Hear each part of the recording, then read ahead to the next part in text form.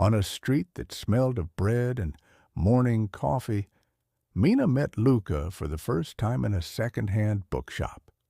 He wore a camera around his neck and shyly asked the clerk if he could photograph a lamp that looked like a little daffodil. Mina thought she knew enough about love. It feeds on attention, is measured by patience, and is guarded by boundaries. Luca said light was all he needed.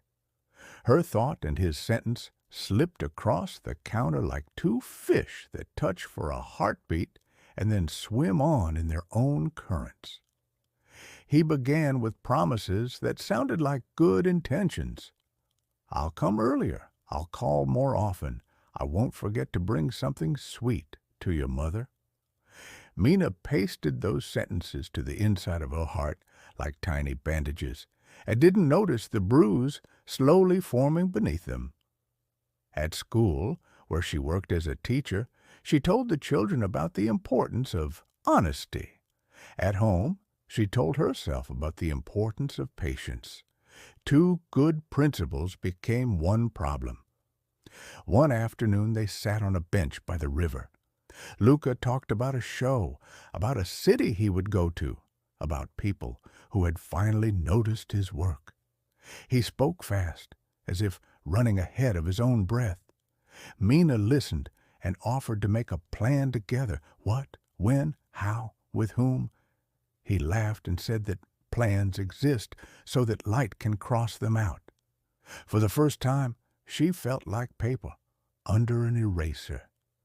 In his apartment, wooden boxes held photographs he'd never developed. "I don't have time," he'd say, "but it's coming." On the shelf, he kept a pot of rosemary fighting the window's shadow. She had brought it after the evening she cooked bean soup from her grandmother's recipe, so his place would smell like something lasting. The rosemary grew slowly and stubbornly. The promises did not.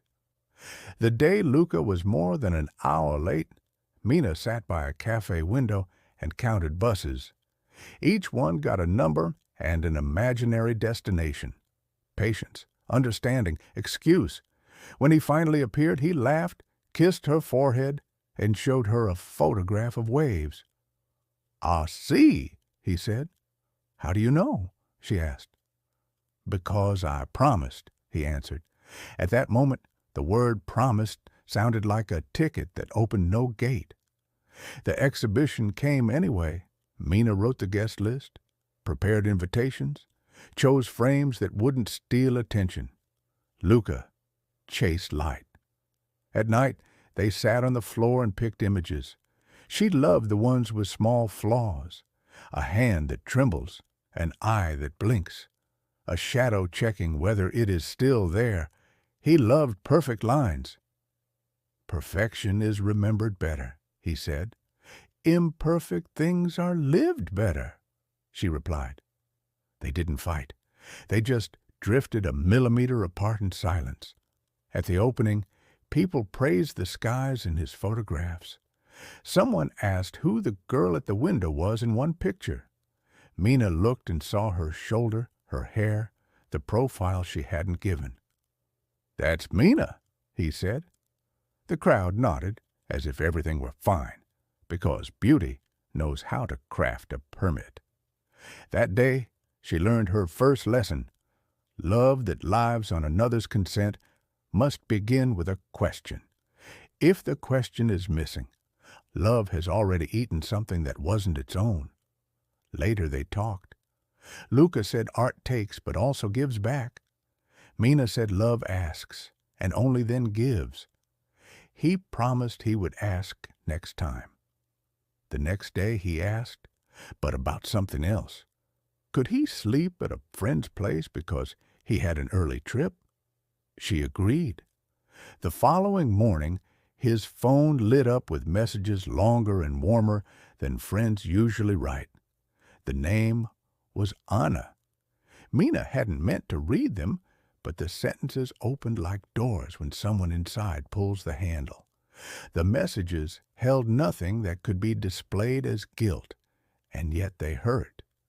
shared secrets, their phrases in someone else's rhythm, photos sent before they reached her.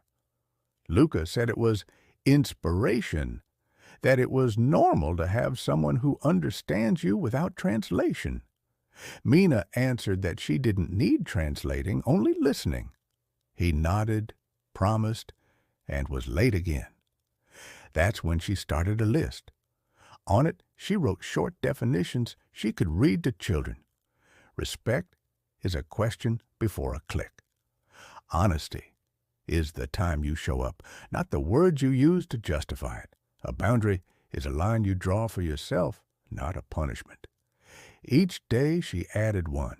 Each night she erased it, as if the eraser outranked the ink of life. When the show ended, 3 empty shelves and a handful of good reviews remained. Luca celebrated, and she stacked frames into a box. "This is just the beginning," he said. "Whose?" she asked. "Ours," he answered, looking at his phone. Mina's gaze fell to the rosemary. It was thirsty. She watered it and realized how long it had been since she'd asked herself what she needed. The end didn't come like thunder. It came like a quiet snow. One afternoon after class, she told Luca she wanted a break that couldn't be measured in hours.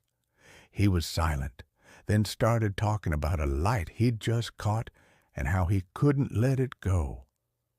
"You don't have to let go of the light," she said, "but you do have to let go of me."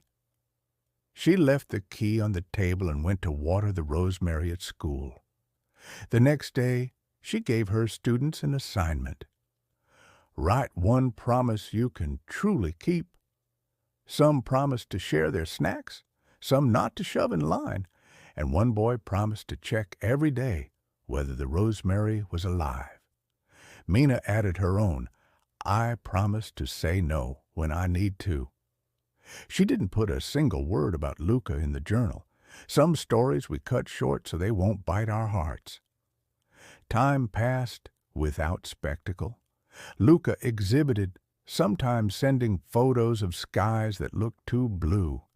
Sometimes he wrote, "I hope you're well." She was well enough, cooking vegetable soup, walking with her cousins, planting herbs with the children. The rosemary in the yard survived the winter because the boy kept his promise, steady as a tiny metronome of hope. Once they met at a produce stand. He said he'd realized too late that light isn't something you catch. It's something you're given. He said he was sorry and that he remembered. She nodded. "I remember too," she said, "but I choose what I water." She bought parsley and 2 apples and left without a goodbye that might sound like a promise. The moral of her story isn't that Luca was bad or she was naive. The moral is that love without questions becomes possession, and love without time becomes an excuse. That a promise without a plan is a habit, not a hope.